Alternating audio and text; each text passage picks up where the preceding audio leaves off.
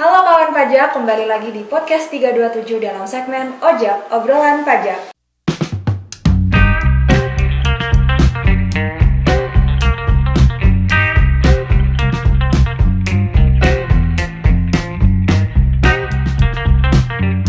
Perkenalkan, nama saya Anis. Saya yang akan menjadi pemandu podcast pada kesempatan kali ini. Dan di samping saya sudah ada narasumber kita yang sangat spesial dan sangat berkompeten di bidangnya. Ada Bapak Maisara Putra atau biasa dipanggil Pak Putra. Ya. Halo Pak Putra, apa kabar Pak Putra? Alhamdulillah, gimana Anis? Saya Gimana kabarnya? sehat-sehat aja Pak. Gimana Bapak kabarnya di tengah cuaca yang lagi nggak kondusif ini? Tentunya kita harus jaga kondisi ya. Ya mungkin bisa disapa dulu Pak teman-temannya yang ada di Halo rumah. kawan pajak, apa kabarnya? Baik. Jadi teman-teman, sama seperti podcast-podcast kita sebelumnya, kita pada hari ini juga akan membahas regulasi di bidang perpajakan juga ya Pak ya. Ya. Dalam spesifiknya kita bakalan membahas, ini mohon maaf ya teman-teman, saya baca karena agak panjang.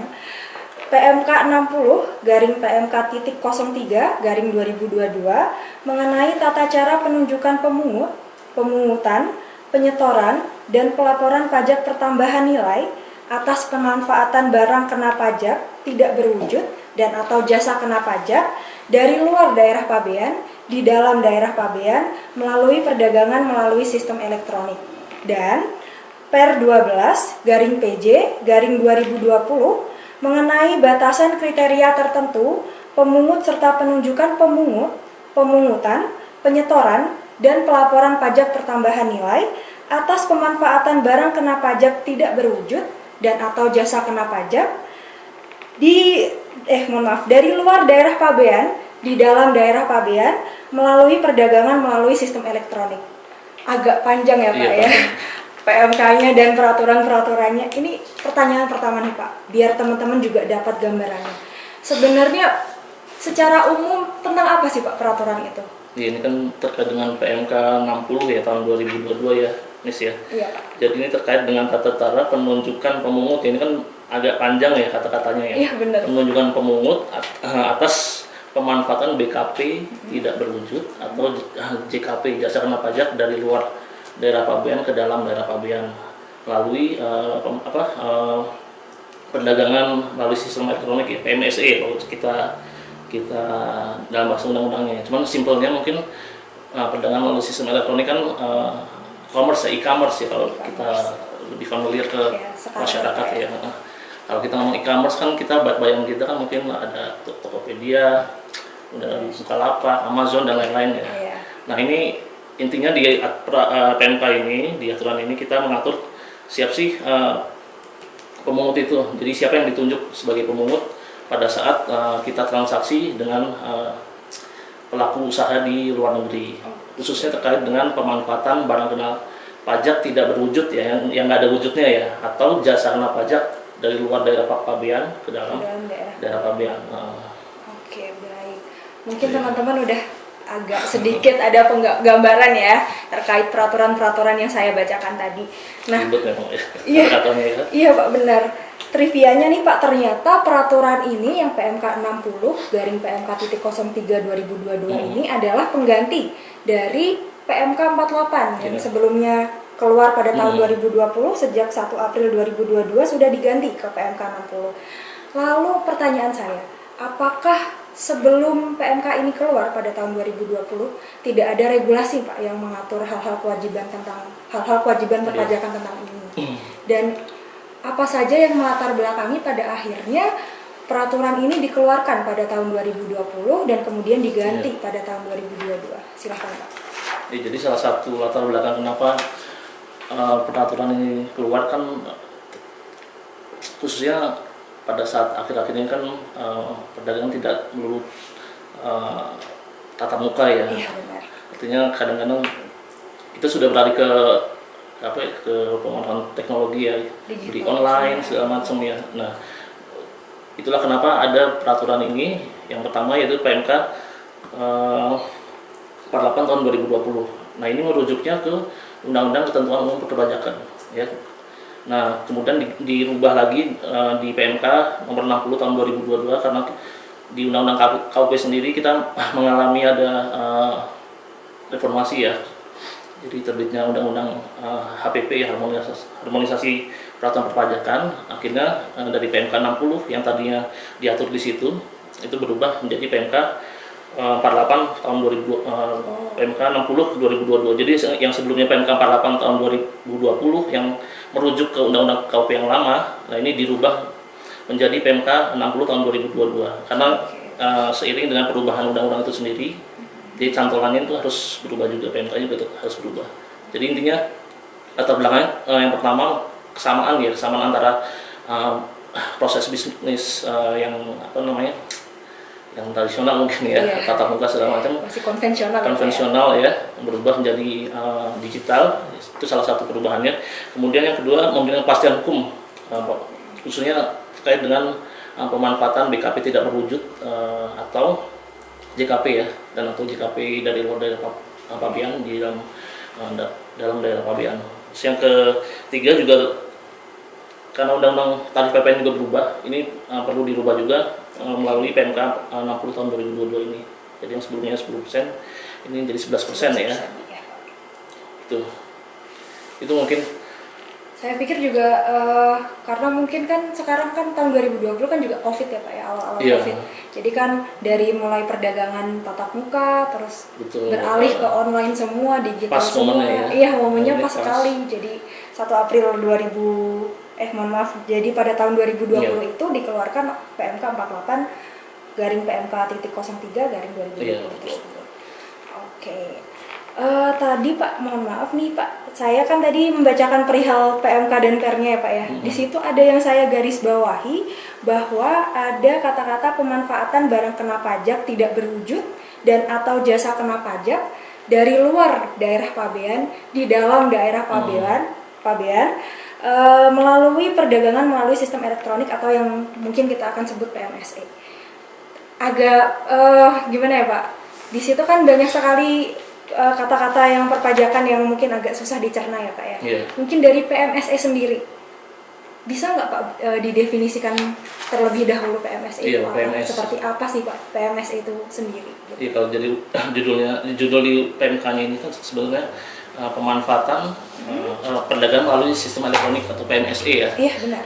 Jadi memang kurang familiar. Yang tadi saya bilang itu kan sama kalau bahasa kitanya mungkin e-commerce ya. Itu.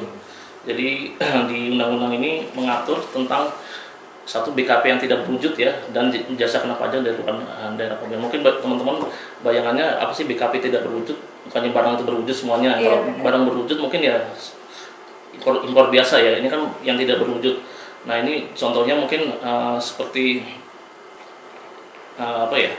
Kalau kita beli Netflix, menggunakan Netflix atau streaming musik, streaming olahraga, kemudian kalau jasa kena pajak luar negeri itu seperti jasa iklan, misalkan iklan di Facebook, iklan di Instagram, iklan di Google, atau bisa juga Zoom sekarang ya. Zoom kan itu jasa video conference ya, contohnya itu untuk jasa kena pajak jasanya. Kalau BKP ya tidak berwujud, mungkin lebih enaknya contohnya itu seperti Netflix, kemudian Bein Sport ya, kemudian Spotify juga tadi, kemudian ada juga apa ya, banyak sih ya, di kontak juga kalau nggak salah ya, banyak sebetulnya. Dan itu harus dari luar daerah Pabean? Iya, harus dari luar. Yang kita konsumsi sendiri. Luar daerah Pabean berarti kan kalau kita ngomong daerah Pabean kan, ya luar daerah Pabean berarti luar wilayah Indonesia ya, artinya darat, perairan, ya, laut itu, kemudian udara yang di atasnya itu istilah gampangnya mungkin ya wilayah Indonesia, dari luar negeri, luar Indonesia dimanfaatkan di Indonesia.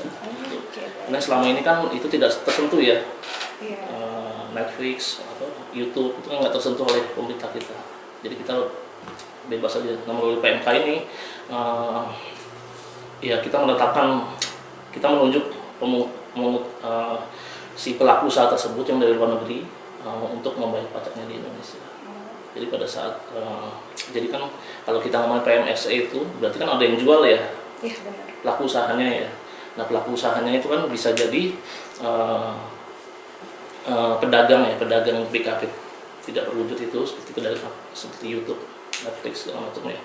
Dan juga mungkin penyedia jasanya seperti Zoom, mungkin Facebook ya, jasa iklannya itu pelaku usahanya dua itu, ada pedagang sama penyedia jasa luar negeri ya, JKP luar negeri. Kemudian ada juga mereka tidak jual langsung ke kita, mereka jual melalui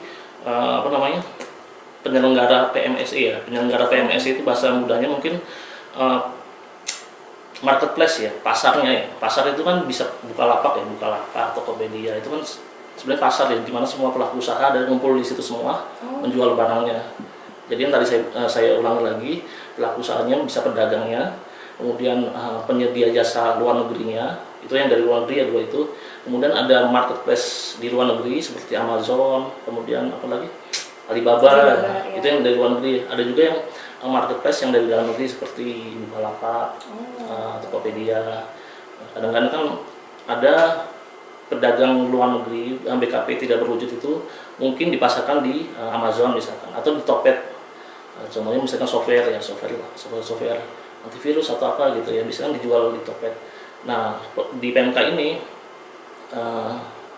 pemerintah menunjuk siapa sih pemungutnya, bisa jadi si pedagangnya tersebut ditunjuk oleh pemerintah, dalam ini DJP ya, atau bisa juga si penyedia jasa luar negerinya itu bisa ditunjuk oleh DJP. Bisa jadi marketplace-nya Alibaba, Amazon itu bisa jadi mereka ditunjuk oleh DJP, atau bisa jadi Bukalapak, Tokopedia, kemudian Shopee, mungkin itu bisa ditunjuk oleh DJP melalui PMK ini.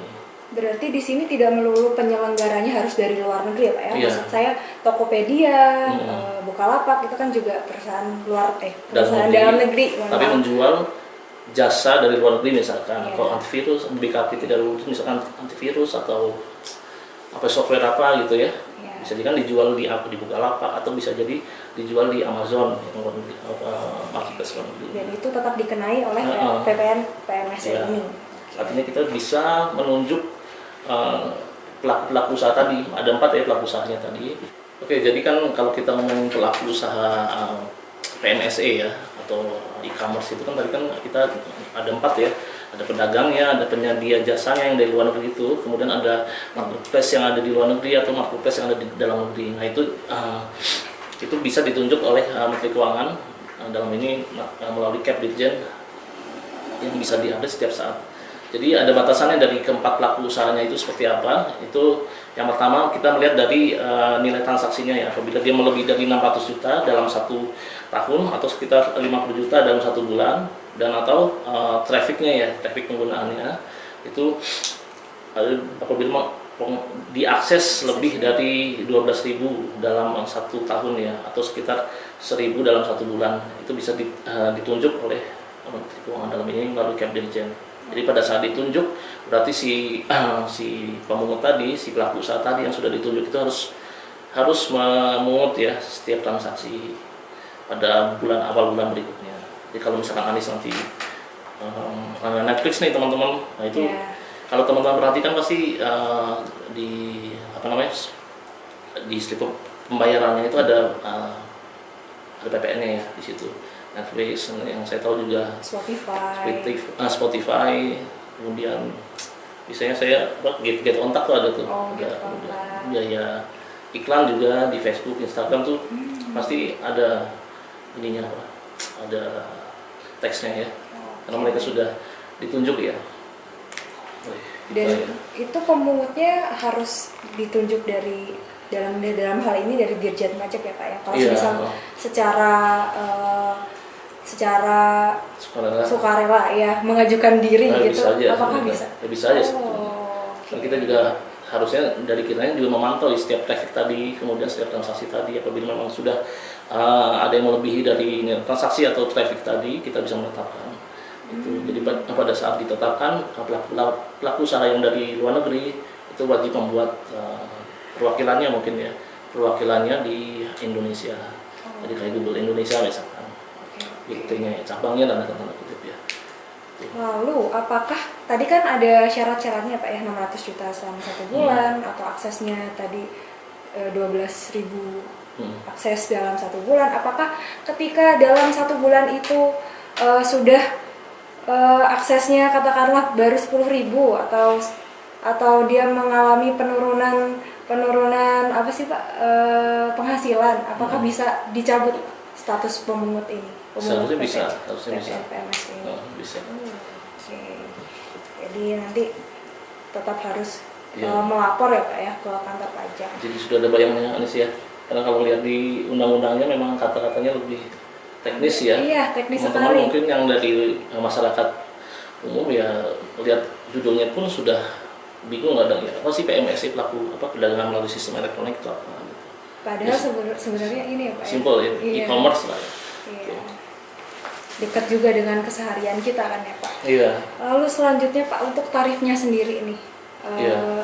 Tarifnya berapa persen Pak? Apakah tarifnya satu tarif ataukah tarifnya bertingkat atau bagaimana? Ya di PMK 60 2022 ini kan ya kita mengikuti undang-undang yang baru ya, undang-undang APP yang baru itu kan sudah 11% ya. Makanya PMK ini dirubah. Di salah satunya yang tadi saya sampaikan.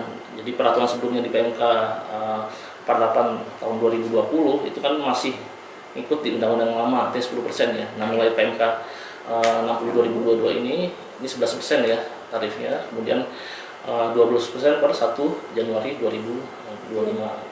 Oke, baik. Ini kan berarti tarifnya juga dibebankan di customer juga kan ya Pak? Maksudnya di kita-kita yang langganan Netflix, yang langganan Spotify gitu kan. Nah, tarifnya kan dibebankan di customer nih Pak. Lalu apakah pelaporan dan penyetorannya juga customernya sendiri yang harus menyetor dan melapor di kantor pajak? Ya harusnya pada saat pelaku usaha tadi itu, pelaku usaha kan saya ulangnya ada 4 ya. Harusnya yang ditunjuk itu kan harus memungut ya apa yang sudah kita bayarkan ya. Dia harus memungut dan menyetor ke kas negara. Kemudian mereka juga keempat pelaku usaha ini juga harus di samping menyetor juga melaporkan laporannya ya. Kalau di PMK ini dijelaskan bahwa pelaporannya 4 kali dalam setahun ya, jadi tribulanan ya. Jadi harus wajib disetorkan di paling lambat di akhir bulan berikutnya setelah tribulan berakhir ya. Jadi mereka harus menyetor uang yang kita bayar, kemudian menyetor, kemudian melaporkan setiap tribulan. Nah, bagaimana misalkan ternyata si pelaku usaha tadi belum ditunjuk sebagai pemungut ya oleh Ditjen Pajak ya. Ya berarti kita yang harus tahu sendiri seharusnya. Jadi ini sama dengan penyetoran PPN BKP tidak perlu. Jadi kita harus menyetorkan sendiri dengan jadi kalau di slipnya simpelnya sih kita ngisi nama si suppliernya ya, si pelaku usaha tadi. Misalkan Facebook apa internasional, kemudian berapa yang kita setorkan, itu NPWP-nya 000, kemudian kode KPP sesuai dengan kitanya, signatornya, gitu. Itu dalam hal mereka tidak ditunjuk ya. Kalau mereka ditunjuk ya seharusnya mereka yang memungut, menyetor dan melaporkan. Dalam hal ini si pemungutnya tadi ya Pak? Si pemungutnya tadi. Kecuali kalau mereka tidak ditunjuk ya, ada 1-2 mungkin ada yang belum ditunjuk ya, kita sebagai pengguna pembeli ya harus tahu sendiri. Oke. Lalu untuk mekanisme pelaporannya Pak, apakah sama seperti pelaporan SPT masa PPN yang lain atau apakah ada perbedaan? Seperti yang Bapak sebutkan tadi kan ada 4 kali pelaporan ya Pak ya. Itu bisa dijelaskan mungkin Pak secara rinci?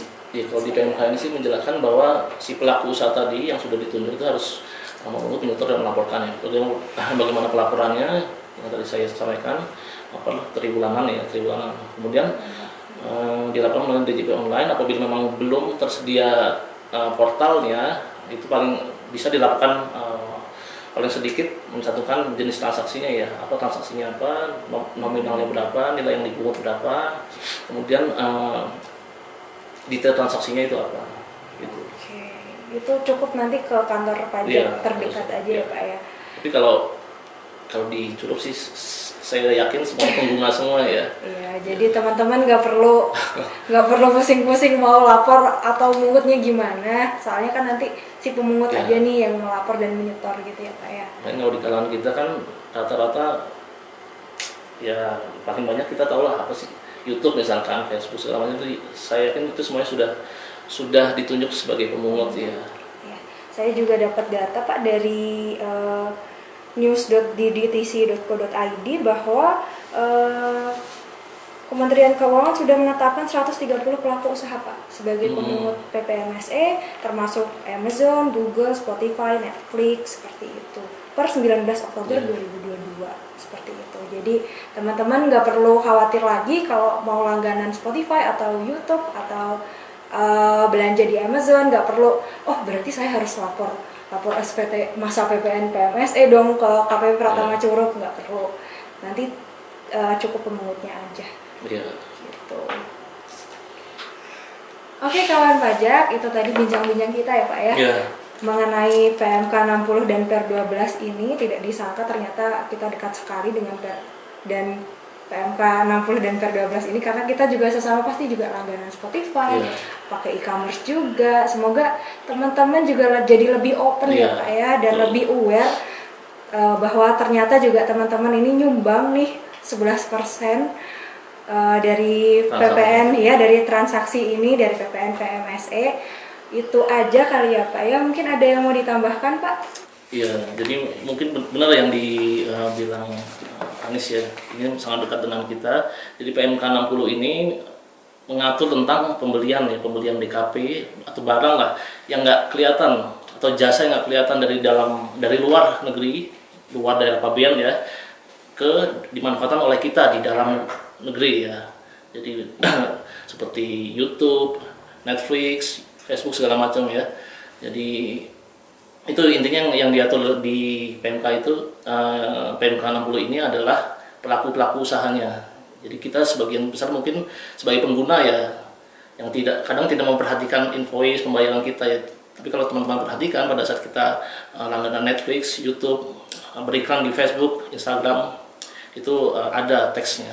Intinya dari Ditjen Pajak sudah menunjuk pelaku usaha luar negeri itu untuk ditetapkan sebagai pemungut PPN-nya. Oke, itu mungkin. Oke, baik, itu saja teman-teman yang bisa kami berikan ya Pak ya. Saya Anis dan Pak Putra mewakili Pak Putra, saya mohon maaf jika ada kesalahan kata. Nantikan podcast kami selanjutnya. Terima kasih dan sampai jumpa.